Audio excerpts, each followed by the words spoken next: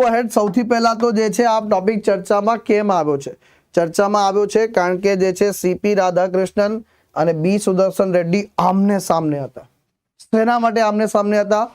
ઉપરાષ્ટ્રપતિ પદના માટે હતા સાહેબ. ઇલેક્શન કમિશન ઓફ ઇન્ડિયા જે છે એને જવાબદારી આપવામાં આવી છે ઉપરાષ્ટ્રપતિની ચૂંટણી કરાવવાની, અને એમાં જે છે સાહેબ સીપી રાધાકૃષ્ણનજી જે છે એમને 452 વોટ મળે છે. અહીંયા બી સુદર્શન રેડ્ડી જે છે 300 વોટ મળે છે. 152 વોટના માર્જિનથી જે છે વિજેતા બને છે સાહેબ. સીપી રાધાકૃષ્ણનજી ભારતના હવે જે છે 15મા ઉપરાષ્ટ્રપતિ બનશે. જેવા રાષ્ટ્રપતિ એમને શપથ અપાવે છે તરત જે છે એ 15મા રાષ્ટ્રપતિ કહેલાશે.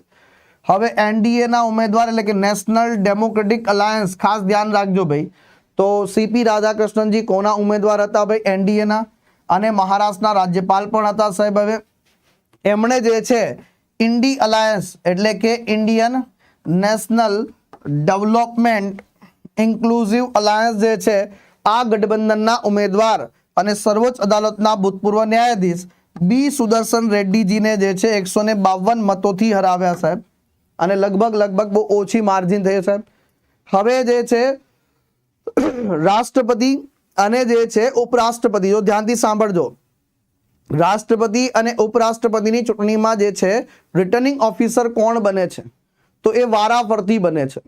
એક વખત લોકસભાના જે છે મહાસચિવ બને અને એક વખત જે છે રાજ્યસભાના મહાસચિવ બને છે. ખાસ ધ્યાન રાખી લેજો, એક વખત લોકસભાના મહાસચિવ, એક વખત રાજ્યસભાના મહાસચિવ બને છે. તો આ વખતે ઉપરાષ્ટ્રપતિની જે છે ચૂંટણીમાં કોણ હતા સાહેબ? તો યાદ રાખી લેજો ભાઈ, અહીંયા રાજ્યસભાના મહાસચિવ જે છે પીસી મોદી સાહેબ જે છે એ રિટર્નિંગ ઓફિસર હતા. તો આ પ્રશ્ન બી જે છે મગજમાં ધ્યાનમાં રાખજો ભાઈ. તો રિટર્નિંગ ઓફિસર કોણ હતા એ ધ્યાન રાખજો. ભૂતપૂર્વ ઉપરાષ્ટ્રપતિ સાહેબ આ અચાનકથી જે છે અધવચ્ચે સાહેબ ઇલેક્શન કેમ કરવું પડ્યું? તો આપણા જે છે 14મા રાષ્ટ્રપતિ જગદીપ ધનકર સાહેબ એ જે છે સ્વાસ્થ્યના કારણસર જે છે રાજીનામું આપે છે. એમનો કાર્યકાળ જે છે સાહેબ 2027માં પૂર્ણ થવાનો હતો, પણ વહેલા જે છે રાજીનામું આપી દે છે. અને આ જે છે પહેલા એવા ઉપરાષ્ટ્રપતિ બને છે કે જે સ્વાસ્થ્યના કારણોસર જે છે એ રાજીનામું આપનારા જે છે પહેલા બની જાય છે. તો એ પણ એક બાબત જે છે ખાસ ધ્યાન રાખી લેજો. ત્યાર પછી છે ભાઈ સીપી રાધાકૃષ્ણન સાહેબ, એમનું પૂરું નામ કહો ભાઈ? ચંદ્રપુરમ પોનુસ્વામી રાધાકૃષ્ણન છે સાહેબ. જન્મ 1957માં થયો હતો તમિલનાડુના તિરુપુરમાં સાહેબ. સીપી રાધાકૃષ્ણનજી જે છે અટલ બિહારી વાજપેયી સરકાર દરમિયાન જે છે 1998 અને 1999ની જે છે સામાન્ય ઇલેક્શનમાં સતત 2 વખત જે છે સંસદ બન્યા હતા ભાઈ, એટલે કન્ટિન્યુઅસ 2 વખત જે છે સાંસદ બન્યા હતા સાહેબ. આ ઉપરાંત જે છે આમને ખાસ કરીને કોઈમ્બતુરના વાજપેયી, આમનું એક ઉપનામ ધ્યાન રાખજો, કોઈમ્બતુર ના વાજપેયી તરીકે ઉપનામ મળેલું છે અમને. શું છે? કોઈમ્બતુરના વાજપેયી તરીકેનું ઉપનામ મળેલું છે. સાથે સાથે જે છે વિરોધી પક્ષ સાથે પણ એમના સંબંધો સારા રહે છે, કોઈની સાથે ખરાબ થતું નથી મિત્રો. આની અંતર્ગત 1998ની જીત પણ ખાસ હતી કારણ કે કોઈમ્બતુર બોમ્બ વિસ્ફોટ પછી થઈ અને ભાજપને તમિલનાડુમાં પહેલી વખત 3 બેઠકો મળી. આ ઉપરાંત તમિલનાડુમાં જે છે ભાજપના પ્રદેશ પ્રમુખ રહ્યા. ધીરે ધીરે બીજેપીને જે છે ભાજપને જે છે તમિલનાડુમાં જે છે સક્ષમ બનાવવા માટે કાર્ય કર્યું. વર્ષ 2023માં જે છે કેન્દ્ર સરકાર એમને ઝારખંડના જે છે રાજ્યપાલ તરીકે નિયુક્ત કરે છે, અને સાથે સાથે અહીંયા જે છે એ વધારાનો ચાર્જ પણ સંભાળે છે આ દરમિયાન. તો એક તેલંગાણા રાજ્યના જે છે રાજ્યનો વધારાનો ચાર્જ, સાથે સાથે જે છે પુડુચેરી માનો પણ જે છે વધારાનો ચાર્જ જે છે સંભાળે છે સાહેબ. ડન છે. ફેબ્રુઆરી 2024માં જે છે મહારાષ્ટ્રના 24માં જે છે રાજ્યપાલ બની ગયા સાહેબ. કયા બની ગયા ભાઈ? 24માં રાજ્યપાલ બની ગયા સાહેબ. હવે જો ધ્યાનથી સાંભળજો ભાઈ, નાની નાની ઇન્ફોર્મેશન. અત્યાર સુધી જે છે 15 ઉપરાષ્ટ્રપતિ, પછી કયા કયા રાજ્યોમાંથી ઉપરાષ્ટ્રપતિ મળ્યા છે સાહેબ? તો સૌથી વધારે જે છે ઉપરાષ્ટ્રપતિ આપણને તમિલનાડુ રાજ્યથી મળી રહ્યા છે સાહેબ. આપણા દેશના જે છે પહેલા ઉપરાષ્ટ્રપતિ સર્વપલ્લી રાધાકૃષ્ણનજી તમિલનાડુ રાજ્યથી હતા. હવે બીજા રાધાકૃષ્ણન આવ્યા છે, તો 2 રાધાકૃષ્ણન થયા સાહેબ. કેટલા રાધાકૃષ્ણ થયા ભાઈ? 2 રાધાકૃષ્ણન થયા છે સાહેબ. અને રાધાકૃષ્ણનજી, અને અહીંયા છે રામાસ્વામી વેંકટરમન. તો આ 3 ને 3 છે સાહેબ. આંધ્રપ્રદેશમાંથી 2 મળ્યા, વૈંકૈયા નાયડુ, ઝાકિર હુસેન. રાજસ્થાનથી મળ્યા ભૈરોસિંહ શેખાવત, જગદીપ ધનકડ સાહેબ ભાઈ. આ ઉપરાંત જે છે વાત કરીએ આની અંતર્ગત જે છે શંકર દયાલ શર્મા, મોહમ્મદ હિદાયતુલ્લાહ મધ્યપ્રદેશથી સાહેબ, અને જે છે બીજા ઉત્તર પ્રદેશમાંથી ગોપાલ સ્વરૂપ પાઠક, ઓડિશાના વીવી ગિરી, પશ્ચિમ બંગાળથી મોહમ્મદ હામિદ અંસારી, કેરળથી KR નારાયણ, કર્ણાટકથી BD જટ્ટી, કે કૃષ્ણકાંતજી. અને આ જે છે સાહેબ કે કૃષ્ણકાંતજી જે છે આ એકમાત્ર જે છે, ધ્યાનથી સાંભળજો, આ એકમાત્ર વાઇસ પ્રેસિડેન્ટ છે જેમનું પદ ઉપર અવસાન થયું છે સાહેબ. પદ ઉપર અવસાન થયું હોય એવા એકમાત્ર ઉપરાષ્ટ્રપતિ છે કે કૃષ્ણકાંતજી સાહેબ. કોણ છે? કે કૃષ્ણકાંતજી જે છે એકમાત્ર ઉપરાષ્ટ્રપતિ છે સાહેબ. ડન. ચલો આગળ વધીએ. ઉપરાષ્ટ્રપતિનો જે છે સૌથી વધુ કાર્યકાળ જે છે રહ્યો હોય સાહેબ લોંગેસ્ટ ટેન્યોર માટે, તો એક સર્વપલ્લી રાધાકૃષ્ણનજી, એક હામિદ અંસારીજી. આ એક માત્ર જે છે 2 ટર્મ વાઇસ પ્રેસિડેન્ટ રહ્યા છે સાહેબ. 2 ટર્મ માટે વાઇસ પ્રેસિડેન્ટ બન્યા છે, અને એટલા માટે જે છે આ લોંગેસ્ટ ટેન્યોર ધરાવે છે. સૌથી નાનો કાર્યકાળ જે છે 2 વર્ષનો હતો સાહેબ વીવી ગિરીજીનો સાહેબ. કોનો હતો? 2 વર્ષનો જે છે કાર્યકાળ સૌથી નાનો હતો, કારણ કે અહીંયા જે છે વીવી ગિરીજી જે છે એ ખાસ કરીને ધ્યાન રાખી લેજો ભાઈ, આ પ્રથમ વાઇસ પ્રેસિડેન્ટ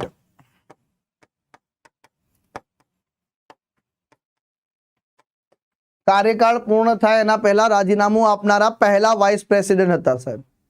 તો એ પણ આપણા મસ્તિષ્કમાં અહીંયા ધ્યાનમાં હોવું જોઈએ ભાઈ. અત્યાર સુધી જે છે 14 રાષ્ટ્રપતિઓ થયા સાહેબ, ઉપરાષ્ટ્રપતિ થયા, એમાંથી 6 આગળ જઈને રાષ્ટ્રપતિ બન્યા સાહેબ. 6 શું બન્યા ભાઈ?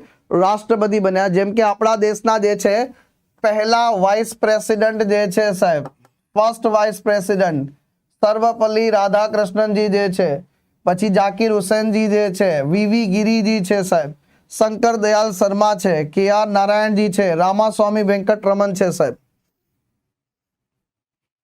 તો એ પણ ધ્યાન રાખી લેજો ભાઈ, કેટલા જે છે 6 જેટલા જે છે આગળ જઈને રાષ્ટ્રપતિ બન્યા છે સાહેબ. તો આ નાની નાની ઇન્ફોર્મેશન છે સાહેબ, એ પણ ખાસ ધ્યાન રાખી લેજો આની અંતર્ગત જે છે. તો આ બધી સરસ મજાની જે છે ઇન્ફોર્મેશન ને. ત્યાર પછી આવે છે ચીફ જસ્ટિસ ઓફ ઇન્ડિયા, રાષ્ટ્રપતિ ઉપરાષ્ટ્રપતિ રહ્યા હોય એવા એકમાત્ર વ્યક્તિ છે હિદાયતુલ્લાહજી. એમ હિદાયતુલ્લાહ સાહેબ જે છે આપણા દેશના એકમાત્ર વ્યક્તિ છે, એકમાત્ર નાગરિક છે જે ચીફ જસ્ટિસ ઓફ ઇન્ડિયાના પદ ઉપર રહ્યા, જે આપણા દેશના ઉપરાષ્ટ્રપતિના પદ ઉપર રહ્યા, જે આપણા દેશના રાષ્ટ્રપતિ તરીકેનો પણ જે છે કાર્યભાર સંભાળ્યો સાહેબ. તો આ બધા પદ ઉપર રહેનાર એકમાત્ર વ્યક્તિ છે અહીંયા એમ હિદાયતુલ્લાહ સાહેબ. તો ભારતીય બંધારણના જે છે અનુચ્છેદ 65 અને રાષ્ટ્રપતિ અધિનિયમ 1969 જે છે, જો રાષ્ટ્રપતિ અને ઉપરાષ્ટ્રપતિ બંનેની ગેરહાજરી હોય તો સુપ્રીમ કોર્ટના મુખ્ય ન્યાયાધીશ રાષ્ટ્રપતિની જવાબદારીઓ જે છે સંભાળે છે. મોહમ્મદ હિદાયતુલ્લાહ જે છે એ 1968 થી 70 દરમિયાન આપણા દેશના જે છે મુખ્ય ન્યાયાધીશ હતા. અહીંયા જે છે ડોક્ટર ઝાકિર હુસેનનું જે છે અવસાન થાય છે. એ વખતે જે છે ઉપરાષ્ટ્રપતિ છે વીવી ગિરીજી. એ વીવી ગિરીજી જે છે પોતે રાજીનામું આપે છે, એટલે રાષ્ટ્રપતિનું પદ બી ખાલી, ઉપરાષ્ટ્રપતિનું પણ પદ ખાલી. ત્યારે 1 મહિના કરતા વધારે સમય માટે જે છે એમણે આ પદ સંભાળ્યો. 1970માં જે છે તેઓ નિવૃત્ત થયા. જો ધ્યાનથી સાંભળજો, 1970માં એ નિવૃત્ત થયા સાહેબ. નિવૃત્ત થયા પછી જે છે કોઈ સરકારી પદ સંભાળ્યું નહીં. પછી આવે છે 1979 નો સમયગાળો સાહેબ, અને જે છે રાષ્ટ્રપતિ ઉપરાષ્ટ્રપતિની ચૂંટણીઓ યોજાય છે. એ વખતે જે છે રાષ્ટ્રપતિ પદ માટે R વેંકટરમનનું જે છે નામ જાહેર કરવામાં આવે છે, અને જે છે એ રાષ્ટ્રપતિ ઇલેક્શન લડશે. પણ ઉપરાષ્ટ્રપતિ માટે કોણ? તો બધા જ પક્ષો ભેગા થઈને ઉપરાષ્ટ્રપતિ પદ માટે જે છે નામ આપે છે અહીંયા ભાઈ એમ હિદાયતુલ્લાહ સાહેબ. કોનું નામ આપે છે? એમ હિદાયતુલ્લાહ સાહેબ જે છે એમનું નામ જે છે એ રજૂ કરે છે. અને એમ હિદાયતુલ્લાહ સાહેબ જે છે એ વખતે બિનહરીફ ચૂંટાઈ આવે છે. શું છે? બિનહરીફ તરીકે જે છે ચૂંટાઈ આવે છે. તો આ બિનહરીફ જે છે, જો અત્યાર સુધી જે છે કેટલા રાષ્ટ્રપતિ સોરી વાઇસ પ્રેસિડેન્ટ, એક પ્રશ્ન તમારા માટે હોમવર્કમાં આપું છું તમને. આગળ વધતા પહેલા તમારા માટે જે છે હોમવર્ક આપું છું. તમારે એક હોમવર્ક જે છે કરવાનું છે. એ હોમવર્કમાં અડધું કામ તો હું તમને કરી આપીશ. કેટલા ઉપરાષ્ટ્રપતિઓ જે છે, કેટલા વાઇસ પ્રેસિડેન્ટ છે જે બિનહરીફ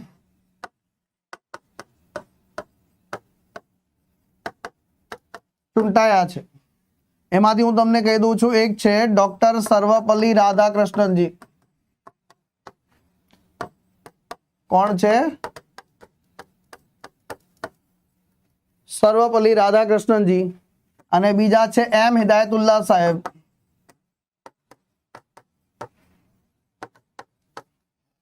અને એક ત્રીજા પણ છે. આ ત્રીજું નામ તમારે મને શોધીને આપવાનું છે.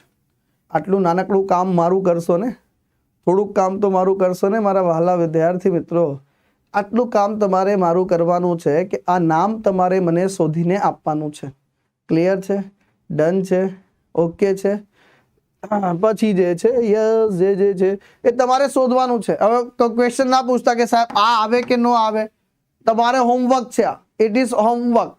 होमवर्क का मतलब पता है कि नहीं पता है भाई? होमवर्क નો મતલબ ખબર છે કે નથી ભાઈ? નથી ખબર, જવા દો ભાઈ. ભૈરોસિંહ શેખાવત જે છે પહેલા એવા ઉપરાષ્ટ્રપતિ જે રાષ્ટ્રપતિનું ઇલેક્શન લડવા ગયા પણ ચૂંટણી હારી ગયા સાહેબ.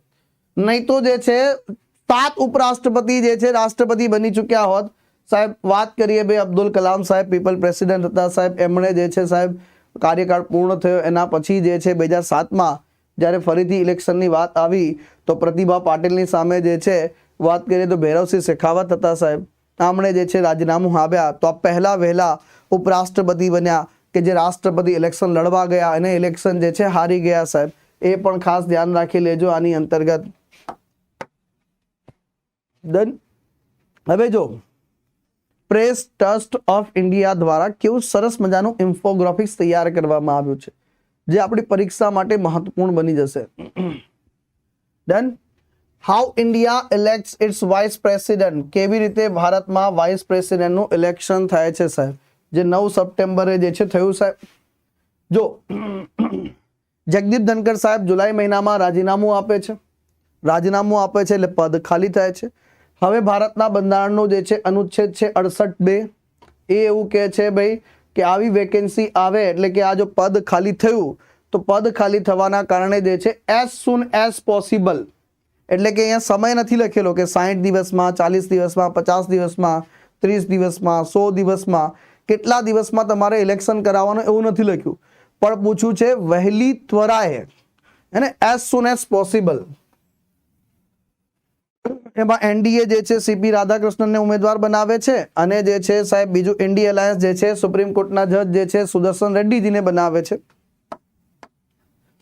ત્યાર પછી આવે છે આની અંતર્ગત અનુચ્છેદ 66. એ શું કહે છે ભાઈ કે ભાઈ રાષ્ટ્રપતિ જે છે એમને આમાં ખાસ કરીને જે છે ઇલેક્ટોરલ કોલેજ એ મતદાન કોણ કરશે ભાઈ? તો મતદાન કરશે ભાઈ બંને ગૃહના, એટલે કે લોકસભા અને રાજ્યસભાના સાંસદો. લોકસભા અને રાજ્યસભાના જે છે એમપીસ જે છે એ મતદાન કરે છે.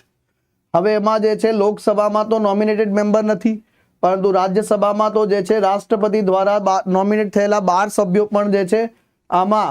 તો એટલે ધ્યાન રાખજો ચૂંટાયેલા અને નોમિનેટેડ બંને મેમ્બર્સ જે છે આમાં મતદાન કરે છે સાહેબ. તો સાહેબ કોણ જે છે મેમ્બર ઓફ સ્ટેટ જે છે એમએલએસ જે છે આમાં કોઈ મતદાન કરતા, એમએલએસ મતદાનમાં ભાગ લેતા નથી સાહેબ. એ ખાસ ધ્યાન રાખી લેજો આની અંતર્ગત ભાઈ ને. આના કારણે જે છે કરંટ સિચ્યુએશન પ્રમાણે વાત કરીએ તો ટોટલ સંખ્યા થઈ ગઈ સાંસદોની 781 મેમ્બર્સ. કેટલા થઈ ગયા ભાઈ? હવે જે છે જો રાષ્ટ્રપતિનું ઇલેક્શન લડવું છે તો એક વ્યક્તિ તરીકે આ જે કેન્ડિડેટ છે ઉમેદવાર માટે જે છે ક્રાઇટેરિયા લાયકાત શું છે? તો ભાઈ ઉંમર ઓછામાં ઓછી કેટલી હોવી જોઈએ ભાઈ? 35 વર્ષની ઓછામાં ઓછી ઉંમર હોવી જોઈએ મિત્રો. સાથે સાથે જે છે એ રાજ્યસભાના સભ્ય બનવા માટે જે છે ક્વોલિફાય પણ હોવો જોઈએ. એટલે રાજ્યસભાના ઉમેદવાર બનવા માટેની જે લાયકાતો છે એમની પાસે હોવી જોઈએ ભાઈ. આ જે છે ક્વોલિફિકેશન જે છે ક્યાં આપેલું છે? અનુચ્છેદ 66 ના પેટા ક્લોઝ 3 માં આપેલું છે સાહેબ. બોથ બંને કેન્ડિડેટની વાત કરીશું ભાઈ. સીપી રાધાકૃષ્ણ અને સુદર્શન રેડ્ડી બંને જે છે ક્વોલિફિકેશન બધું પૂરું પાડતા હતા ભાઈ. આ ઉપરાંત જે કોઈ લાભનો પદ ધરાવતું હોવું જોઈએ નહીં ને, આ બધી બાબતો આની અંતર્ગત. ત્યાર પછી છે કોઈ પણ ઉમેદવાર જે છે એના નોમિનેશનની વાત કરીશું તો કેટલા એમપીસ દ્વારા જે છે એને પ્રપોઝ કરવામાં આવે છે સાહેબ? તો 20 ઇલેક્ટોરલ દ્વારા. તો ઇલેક્ટોરલ કોલેજમાંથી જે છે 20 એમપી આમની તરફ, અને પછી જે છે સેકન્ડેડ બાય ની વાત કરીએ તો ઓછામાં ઓછા 20 જે છે ઇલેક્ટોરલની જરૂર પડે છે. તો પ્રપોઝ કરવા માટે પણ 20 અને આના માટે પણ 20 જરૂર પડે છે. સિક્યોરિટી ડિપોઝિટ કેટલી છે ભાઈ? 15,000 રૂપિયા છે. ત્યાર પછી જે છે ઇલેક્શન જે છે પ્રોસેસ છે એ પ્રપોઝનલ રિપ્રેઝન્ટેશનના આધાર પર આવે છે. સિંગલ ટ્રાન્સફરેબલ વોટ જે છે અનુચ્છેદ 66 પ્રમાણે. ખાતેદાર જે છે આમાં સિક્રેટ બેલેટ હોય છે ભાઈ, ગુપ્ત હોય છે સાહેબ, ધ્યાન રાખી લેજો ભાઈ. કોને કોને મત આપ્યો ખબર જ નથી, હે ને. ઉપરાષ્ટ્રપતિ પદ માટે જે છે કોંગ્રેસનો જે વ્યક્તિ છે ક્રોસ વેટિંગ કરી ગયો ને, કોંગ્રેસનો જ માણસ છે રાહુલ ગાંધી, પોતે જે છે સાહેબ પોતાના જે છે ઉમેદવારને મત ન આપીને એ સાહેબ જે છે એનડીએના ઉમેદવારને આપી દે. એ જ રીતે પ્રધાનમંત્રી મોદી સાહેબ બી જે છે પોતાના ઉમેદવારને મત ના આપીને એ બીજા કોઈને આપી દે. તો આની સાથે કાંઈ લેવા દેવા નથી. એટલે કે સાહેબ જે છે ગુપ્ત હોય છે, એટલે કોઈને ખબર પડતી નથી. એટલા માટે અહીંયા ક્રોસ વોટિંગ થયું તો ખબર જ નહીં. આમાં વ્હીપ હોતો નથી, પાર્ટી વ્હીપ જારી કરતી નથી, કારણ કે આમાં તમારે બતાવવાનું નથી, એટલે વ્હીપ પણ જારી કરવાનું નથી. આ બધી પ્રોસેસની જવાબદારી કોની છે? ઇલેક્શન કમિશન ઓફ ઇન્ડિયાની છે સર. ત્યાર પછી જે છે આ રીતે બેલેટ પેપર મળે છે તમને, અને બેલેટ પેપર ઉપર જે છે તમને એક ઇંક મળે છે. ઇંક દ્વારા જે છે તમારે રેન્કિંગ આપવાનું છે કે તમારી પાસે જે છે 2 ઉમેદવાર હતા ભાઈ આ વખતે, એ અને બી. તો તમારી જે છે સબ મત બંનેને આપવાનો છે, મત બંનેને આપવાનો છે, પણ પહેલી પ્રેફરન્સ કોની છે? તમારે આવી પ્રેફરન્સ. બીજો કોઈ આવ્યો તો એ પ્રેફરન્સ જે છે 2 આને આપશે, 1 આને આપશે. તો આ જે છે પહેલી પ્રેફરન્સ જે છે આપવામાં આવે છે. તો એ પણ ખાસ ધ્યાન રાખી લેજો. હવે જે ચૂંટાયેલા રાષ્ટ્રપતિ છે સાહેબ, શું બાકી રહેલી ટર્મ માટે ચૂંટાશે કે ફૂલ 5 વર્ષની ટર્મ માટે ચૂંટાય છે? તો ભાઈ ફૂલ 5 વર્ષની ટર્મ માટે જે છે ચૂંટાય છે. ચૂંટાયેલા રાષ્ટ્રપતિને જે છે શપથ જે છે લેવડાવવાનું કાર્ય કોણ કરશે ભાઈ? તો પ્રેસિડેન્ટ કરે છે સાહેબ. કોણ કરે છે? અને જે ઉપરાષ્ટ્રપતિ હશે એ સાહેબ રાજ્યસભાના જે છે સભાપતિ પણ બની જાય છે. તો બની જાય છે રાજ્યસભાના જે છે સભાપતિ પણ જે છે બની જાય છે. આની અંતર્ગત આ પણ ખાસ ધ્યાન રાખી લેજો ભાઈ. ડન છે. ત્યાર પછી જે છે રાષ્ટ્રપતિ જે છે આપણા દેશમાં જે છે સાહેબ સૌથી પહેલો નાગરિક કોણ સાહેબ? ભારતના પ્રથમ નાગરિક કોણ? તો રાષ્ટ્રપતિ. ભારતના જે છે બીજા નાગરિક કોણ? તો ઉપરાષ્ટ્રપતિ. તો તમે સમજી શકો છો, હે ને, સમજી શકો છો આની અંતર્ગત ભાઈ કે રાષ્ટ્રપતિ કોણ, ઉપરાષ્ટ્રપતિ જે છે એ સેકન્ડ હાઈએસ્ટ પોસ્ટ છે મારા વહાલા વિદ્યાર્થી મિત્રો. ત્યાર પછી અનુચ્છેદ 63 થી જે છે શરૂ થઈ જાય, એટલે કે અનુચ્છેદ 63 થી જે છે જોગવાઈ શરૂ થઈ જાય. એમાં કહેવામાં આવે છે કે ભાઈ ભારતના એક વાઇસ પ્રેસિડેન્ટ હશે સાહેબ. પાછું આવે છે અનુચ્છેદ 64 ને, અને સાથે સાથે જે છે જોગવાઈ અનુચ્છેદ 89, 64 અને 89 બંનેને જોડે યાદ રાખીશું. આ જે છે સાહેબ રાજ્યસભાના સભાપતિ, વાઇસ પ્રેસિડેન્ટ જે છે એ રાજ્યસભાના સભાપતિ બની જાય છે મિત્રો. આની અંતર્ગત અનુચ્છેદ 65 ની વાત કરીએ સાહેબ, તો એની અંતર્ગત જે છે vice president act as a president, એટલે અનુચ્છેદ 65 કહે છે કે ભાઈ વાઇસ પ્રેસિડેન્ટ જે છે જો રાષ્ટ્રપતિ તરીકે જે છે કાર્ય કરી શકે છે સાહેબ. એટલે કે રાષ્ટ્રપતિ જગ્યા ખાલી હોય તો વાઇસ પ્રેસિડેન્ટ રાષ્ટ્રપતિ તરીકે કાર્ય કરી શકે છે, પણ 6 મહિના માટે સર. ત્યાર પછી જે છે અનુચ્છેદ 66 ની વાત કરી, ઇલેક્ટોરલ કોલેજ કોણ જે છે મતદાન કરશે સાહેબ, કેવી રીતે મતદાન થશે? અનુચ્છેદ 67 માં લખ્યો છે કાર્યકાળ 5 વર્ષનો રહેશે ભાઈ. 67 માં જ લખેલો છે રાજીનામું આપવું હોય તો રાષ્ટ્રપતિને આપો. ત્યાર પછી આના અંતર્ગત લખેલું છે ક્રાઇટેરિયા, એટલે કે લાયકાતની વાત કરેલી છે સાહેબ. અનુચ્છેદ 69 ની વાત કરીશું ભાઈ. 69 તો વાઇસ પ્રેસિડેન્ટ જે છે ઓથ અને અફર્મેશન લે છે સાહેબ. રાષ્ટ્રપતિ એમને શપથ લેવડાવે છે. આ બધી પ્રોસેસ જે છે આની અંતર્ગત જે છે લખેલી છે. ત્યાર પછી જે છે વાત કરીએ 11મો બંધારણીય સુધારો અધિનિયમ 1961. મારા વહાલા વિદ્યાર્થી મિત્રો આને ખાસ યાદ રાખી લેજો, સુપર ઇમ્પોર્ટન્ટ જે છે. તો આ 19મી ડિસેમ્બર 1961 ના રોજ જે છે તો છે 19. જો મેં તમને હોમવર્ક આપ્યું છે એનો મતલબ એ નથી કે ચેટ બોક્સની અંદર જે છે તમે એનો જવાબ પાછળ પડી રહો. That is homework. લેક્ચર પૂરો થઈ ગયા પછી તમારે જે છે શાંતિથી બેસીને જે છે પછી લખવાનું છે, કોમેન્ટ બોક્સમાં ઉપયોગ કરવાનો છે. અને જો કદાચ ન લખવું હોય, તમારે એટલી મહેનત ન કરવી હોય તો વિચાર કરજો, લખવું ન હોય તો કાંઈ વાંધો ન લખતા કોમેન્ટ બોક્સમાં, પણ આવતીકાલ સુધી રાહ જુઓ સર. આવતીકાલે હું જવાબ આપી દઈશ તમને. થોડી ધરપત અને ધૈર્ય શીખો સર. હું ડેલી હવે તમને હોમવર્ક આપીશ. મારે તમને જે છે એક ધૈર્ય બનાવતા, એટલે કે એક પ્રકારનું જે છે આ સોશિયલ મીડિયાના જમાનામાં આપણે રઘવાયા બહુ થઈ ચૂક્યા છે. આ તમને બી ખબર નથી, મને બી ખબર નથી, પરંતુ સોશિયલ મીડિયાનો મિત્રો એવો જમાનો આવી ચૂક્યો છે કે આપણે એટલા રઘવાયા થઈ ચૂક્યા છે કે લગભગ કદાચ 30 સેકન્ડની રીલ હોય ને તો પણ આપણે એ પૂરી જોઈ શકતા નથી, ફટાકલીન ઉપર કરીએ છીએ. તો મારે તમને સ્પર્ધાત્મક પરીક્ષામાં પરીક્ષા ખંડમાં જઈએ છે ને તો એ ધૈર્ય જોઈએ છે, એક મેન્ટાલિટી આપણે તૈયાર કરવી પડે છે. તો મારે એ મેન્ટાલિટી માટે તમને તૈયાર કરવા છે. પરીક્ષાના એ માહોલને ઝીલતા તૈયાર કરવા છે. પરીક્ષાના એ માહોલ માટે તમને તૈયાર કરવા છે. તો હું હવે ડેલી કોઈક ને કોઈક આવું જે છે હોમવર્ક આપીશ તમને.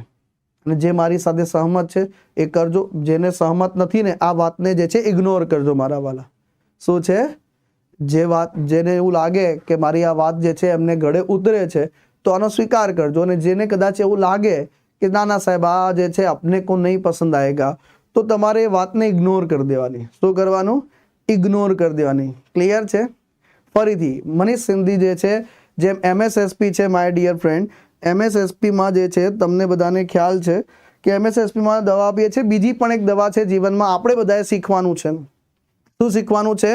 कि मुस्कुराहट भी एक दुआ है, कि मुस्कुराहट भी एक दुआ है, दिया कीजिए और लिया कीजिए सर. मुस्कुराहट भी एक दुआ है, लिया कीजिए और दिया कीजिए. બસ જીવનમાં હસતા રહો સાહેબ, જીવનમાં લાઈફમાં. આ 19 જે છે આ સુધારો શું હતો કે ઉપરાષ્ટ્રપતિની ચૂંટણી પ્રક્રિયામાં ફેરફાર કરવો અને મતદાર મંડળ જો અધૂરું હોય તો ચૂંટણી પ્રક્રિયાને જે છે કોર્ટમાં પડકારી ન શકાય. એમાં શું કીધું આ લોકોએ જે છે, તો પહેલા શું હતું ભાઈ, અનુચ્છેદ 66 ની અંદર એવું લખેલું હતું કે ઉપરાષ્ટ્રપતિની ચૂંટણી સંસદના બંને ગૃહોના તમામ સભ્યોની સંયુક્ત બેઠકમાં થશે. એટલે કે સંયુક્ત બેઠકમાં થશે.